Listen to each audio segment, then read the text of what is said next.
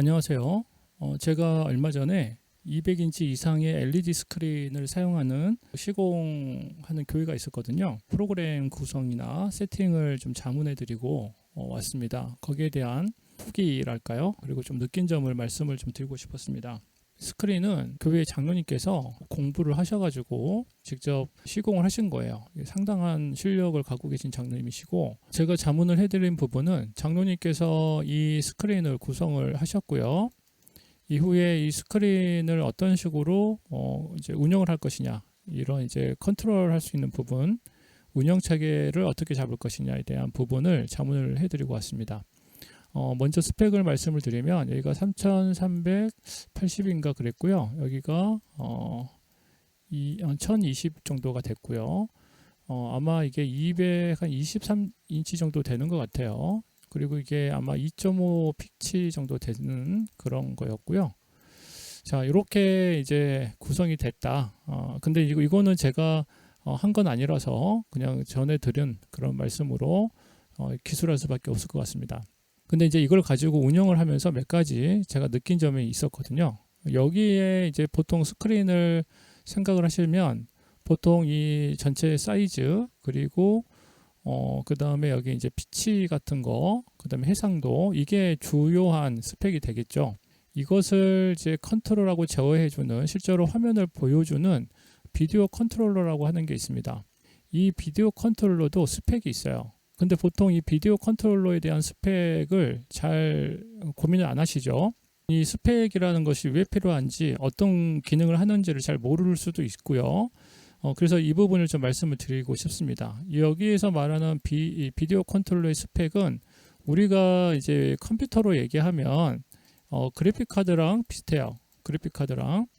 그래서 이 그래픽 카드의 이 성능은 뭐냐면, 이 모니터가 아무리 좋아도 그래픽 카드가 좋지가 않으면 이 모니터의 성능을 다 쓸 수가 없죠.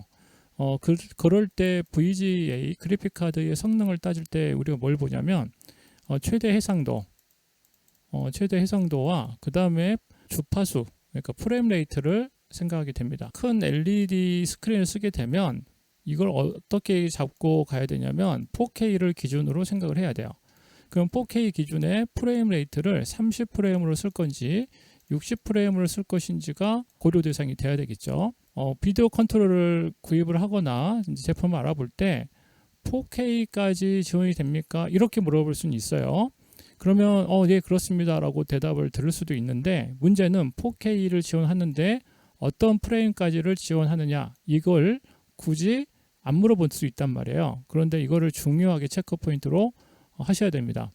이 4K 중에서도 30프레임만 지원하는 경우 문제가 발생할 수가 있어요. 어떤 문제가 발생이 되냐면, 이 화면이 지금 30프레임입니다. 그러니까 아까 4K까지 지원이 되는 그런 해상도예요. 그러니까 다 쓰진 않고 3380의 해상도로 사용을 하게 되고 있는데요. 그런데 이렇게 해상도를 쓰게 되니까 프레임을 30프레임밖에 사용을 못하게 되더라고요. 그러다 보니까 어떤 문제가 생기냐면 이런 문제가 생기는 거죠. 자, 이렇게 줄 가는 거 보이시죠? 자, 이렇게 줄이 갑니다. 이렇게 줄이 가는 게 보이는데, 이렇게 줄이 가는 것을 우리는 이제 플리커라고 그러죠. 플리커. 자, 우리가 이 플리커를 해결하려면 이 스크린이 60프레임으로 나와줘야 돼요. 30프레임만 지원을 하다 보니까 이렇게 문제가 발생이 되는 겁니다. 자, 이런 문제가 발생이 되고요. 그 다음에 또 한 가지, 이거를 해결하기 위해서 이제 60프레임이 지원되는 그런 이제 해상도를 다시 찾아야 되잖아요. 그러다 보니까 이거 이제 이렇게 화면을 쪼개게 됩니다. 쪼개서 이 비디오 컨트롤러의 기능 중에 화면을 여러 개를 만들어서 구성을 할 수 있는 기능이 있어요. 그래서 화면 3개를 불러오는 거예요. 그리고 난 다음에 거기에 화면을 다 60프레임짜리를 넣어보자, 이렇게 계획이 됐습니다. 그래서 그렇게 대안을 찾고 시작을 해봤는데요. 이제 그렇게 바꾸는 과정이 나와요. 자, 여기 이제 그건데, 자, 여기는 HDMI 방식입니다. 자, 그리고 여기는 SDI 방식으로 입력이 됐습니다. 자, 그러면 여기 SDI 방식에서 이 HDMI와 SDI를 여기 하나, 그 다음에 여기 둘, 여기 셋, 이렇게 해서 화면 3개를 가지고 이 전체 화면을 구성을 하는 거예요. 자, 그런데 HDMI는 60프레임이 지원이 됩니다. 그런데 SDI가 30프레임밖에 지원이 안 돼요. 그러다 보니까 이런 현상이 나타나는 겁니다. 자, 보시면 여기에 또 플리커 현상이 여기에만 생기죠. 자, 60프레임으로 나오는 이 HDMI 쪽은 문제가 안 생기는데 여기 SDI로 들어오는 화면만 이렇게 문제가 생기는 거예요.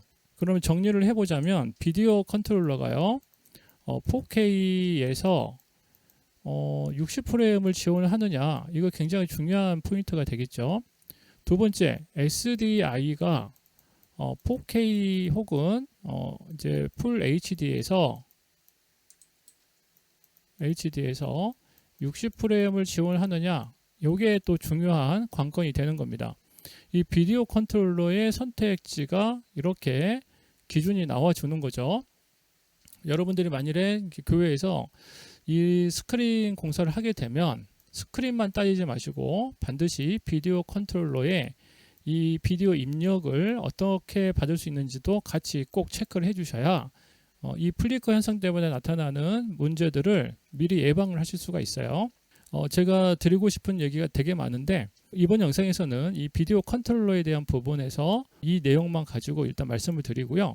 또 추후에 다른 내용을 가지고 말씀을 드릴게요. 이번에 제가 보고 느낀 게 상당히 많습니다. 다음에 또 좋은 영상으로 인사드릴게요. 감사합니다.